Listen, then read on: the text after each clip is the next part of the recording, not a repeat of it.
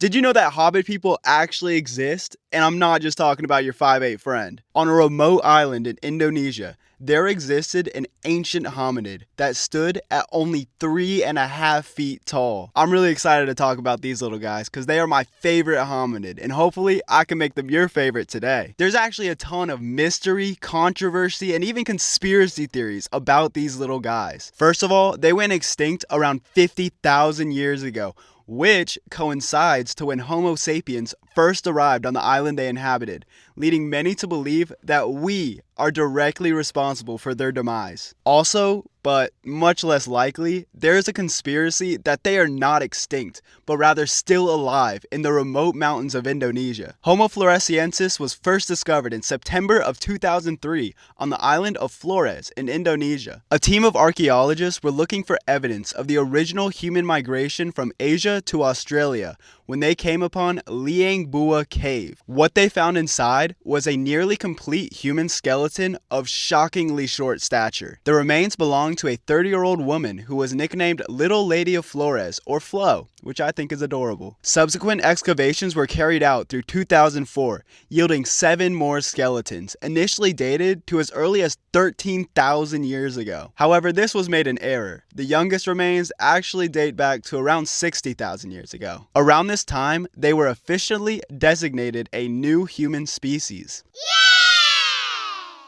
In 2009, even more remains were uncovered, and the total number of Hobbit people recovered from the cave rose to 15 individuals. There's also some juicy drama related to the handling of these remains that I'll get into later, so stay tuned. But now, let's get into how these dudes ended up so teeny tiny in the first place. The island of Flores has remained pretty isolated throughout geologic time, so it's unlikely early humans migrated there through land bridges. Instead, it's theorized they got to the island through accidental rafting of some sort, which doesn't really make sense to me. I don't know how you accidentally raft across an entire ocean, but what do I know? Because of this, the inhabitants of Flores remained extremely isolated, which led to some pretty insane adaptations, not just for the hominids living there. This is thanks to the island effect, where large species shrink and small species grow. Take, for example, a giant stork, which grew up to 6.5 feet tall, twice the size of Homo floresiensis. There were also pygmy elephants, only about the size of a car, which is so stinking cute. This wacky ecosystem is due to limited resources and different ecological pressures. Initially, Homo floresiensis' short stature was attributed to some kind of disorder, such as microcephaly, which is when someone's head is significantly smaller than it should be. However, it was later found that they had well-developed frontal and temporal lobes, which would not have been possible if they were microcephalic, disproving that theory. It was also thought that they might have Laron syndrome, which is common in inbreeding populations, which could be a possible scenario given their isolated population. But, once again, some of the features of Laron syndrome doesn't exactly line up with Homo floresiensis, and DNA analysis would be required to support this theory. Other theories include iodine deficiency and even Down syndrome, but it is widely believed that insular dwarfism is responsible for their short stature, which is an evolutionary process where larger animals shrink in isolated habitats due to limited resources and reduced predation, like I mentioned earlier. It's commonly thought that throughout humanity's evolutionary line, our brains only got bigger, starting around 400 cubic centimeters with Australopithecus, about 1,000 for Homo erectus, and finally about 1,400 for Homo sapiens. A fun fact I learned researching this is that Neanderthals actually had bigger brains than us, at around 1,700 cubic centimeters. But anyways, the reason I bring this up is that Homo floresiensis' brain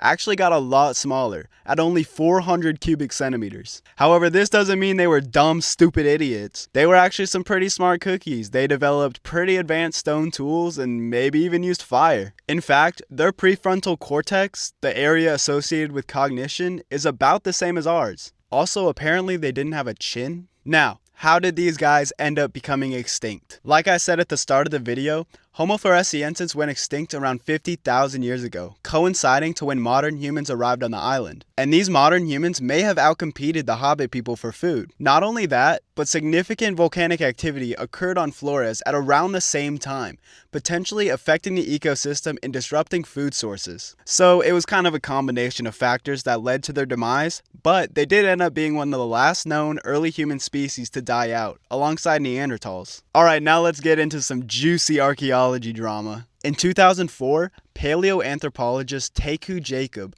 removed most of the Homo floresiensis fossils from the repository at the National Center of Archaeology with permission from one of the directors. Jacob had made it known that he did not believe that these fossils represented a new, unique species, but rather he claimed they were a subspecies of Homo sapiens. Unsurprisingly, other anthropologists were not happy about Jacob hogging all the fossils for himself. They feared that important scientific evidence was being kept by a small group of scientists who did not let others study it or publish their own findings. Eventually, Jacob did return the remains after 3 months, but 2 leg bones were missing and some portions were left severely damaged. Understandably, Jacob received a lot of backlash for his actions. He denied any wrongdoing, claiming the fossils were damaged during transport. However, I think he's lying like a rug, cause one of the jawbones was broken while making a mold of the bones. In 2005, Indonesian officials banned access to the cave. News media stated this was done to protect Jacob,